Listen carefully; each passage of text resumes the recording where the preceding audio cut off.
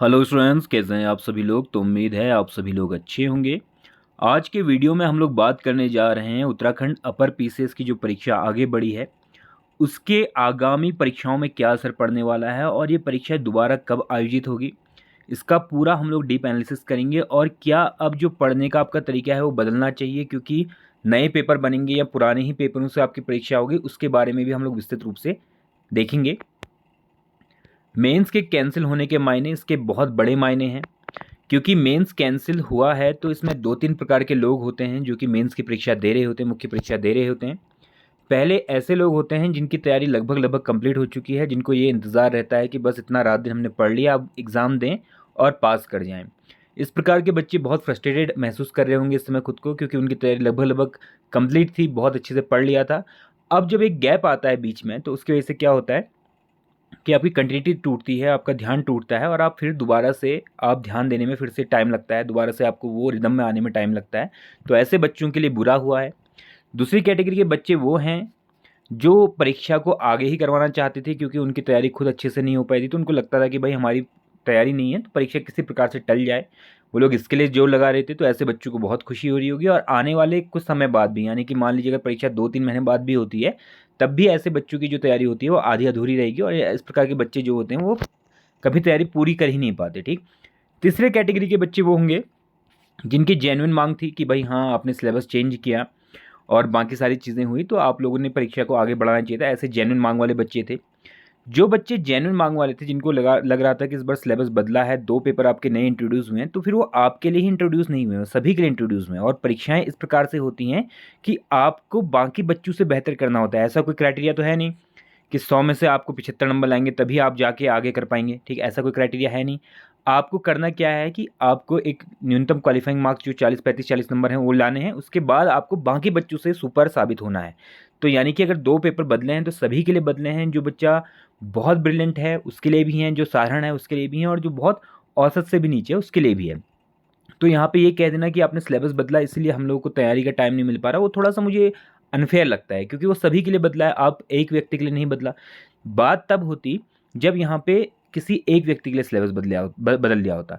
लेकिन सबसे जेन्युइन बात जो थी वो ये थी कि जो उन्होंने अंत में लगभग पेपर से 10 दिन पहले या 15 दिन पहले जो भी उन्होंने दिया था हिंदी माध्यम के सिलेबस से रिलेटेड, उस चीज़ को मान सकते हैं कि वो जेन्युइन है। वो हिंदी और इंग्लिश के बीच में डिस्क्रिमिनेट करती है।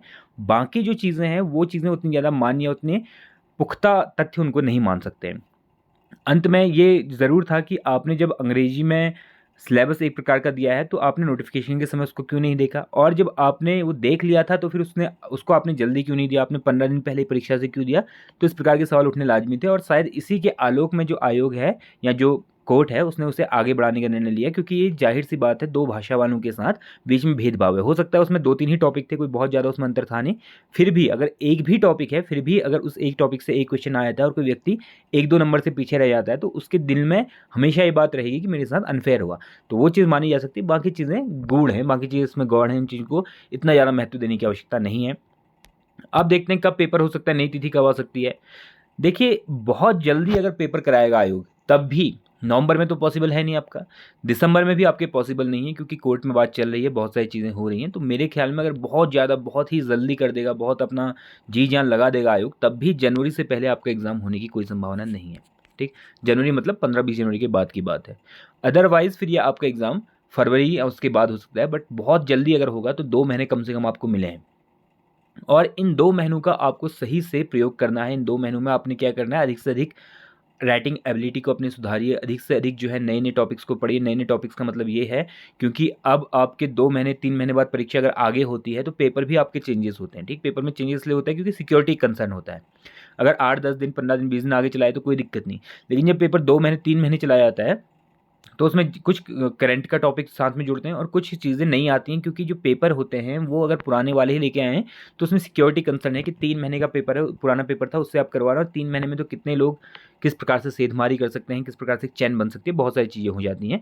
तो मे भी आपका पेपर अगर 2 महीने से आगे जाएगा तो फिर वो चेंज होगा। अब आपके पास ये है कि आप बार बार नए टॉपिक्स पढ़िए, खासकर उत्तराखंड को आप बढ़िया तरीके से पढ़िए। उत्तराखंड के 2 पेपर होने वाले हैं और दोनों ही पेपर जो होंगे तबाही किस्म के होंगे, क्योंकि उत्तराखंड का करंट अफेयर पढ़ने के लिए मुझे लगता है मार्केट में बहुत कम जेन्युइन सोर्सेस हैं। इस कारण से उत्तराखंड को पढ़ना आपके लिए बहुत मुश्किल हो जाता है, क्योंकि ऐसा भी नहीं होता कि कोई एक ऐसा न्यूज़पेपर है जिसमें उत्तराखंड के करंट अफेयर से रिलेटेड सारे के सारे टॉपिक्स आपको मिल जाएँ, क्योंकि न्यूज़पेपर होगा तो उसमें कुछ पॉलिटिकल खबरें होंगी, कुछ लोकल खबरें होंगी, कुछ अन्य खबरें होंगी जो कि काम की नहीं होती हैं। केवल 2-3 टॉपिक ऐसे होते हैं जो आपके काम आते हैं। इसी प्रकार से आप मैगज़ीन्स उठाकर देखें, ग्रीन टर्न को छोड़कर बाकी मैगज़ीन्स जैसे आपकी इसमें बिनसर पब्लिकेशन है, यानी पब्लिकेशन है, उसके पास भी उतना अच्छा मटेरियल नहीं है। बिनसर पब्लिकेशन तो साल में 1 बार आता है, तो ज़ाहिर-सी बात है कि बहुत सारा उससे करंट अफेयर छूट भी जाता है। तो बहुत ऐसे सोर्सेज़ आपके पास नहीं है, इसलिए आपको उत्तराखंड पे ज़्यादा ध्यान देने की आवश्यकता है। उत्तराखंड जो अच्छे से ध्यान देगा, वही व्यक्ति बढ़िया कर पाएगा मेंस के एग्ज़ाम में। बाकी भी टॉपिक हैं, बाकी चीज़ें भी हैं, ज़रूरी हैं, बट जीएस-वीएस जो है उसमें बहुत ज़्यादा फ़र्क नहीं पड़ने वाला। जीएस में अगर किसी के मान लीजिए 80 नंबर हैं, तो दूसरा व्यक्ति भी उसमें 70-75 नंबर ला सकता है। बट उत्तराखंड एक बहुत बड़ा डिफरेंस पैदा करता है, आपका ऐसे एक बहुत बड़ा डिफरेंस पैदा करता है हिंदी और ऐसे।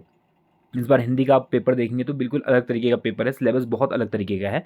तो इस कारण से हिंदी में भी परेशानी होने वाली है, खासकर अंग्रेजी माध्यम के व्यक्तियों को, और हिंदी माध्यम के व्यक्तियों को भी, जो हिंदी को बहुत हल्के में ले लेते हैं। तो इसलिए आप लोग हिंदी, ऐसे और उत्तराखंड, इन 3 चीज़ों में बहुत ध्यान दीजिएगा, इससे आपको बहुत ज़्यादा फ़ायदा मिलने वाला है।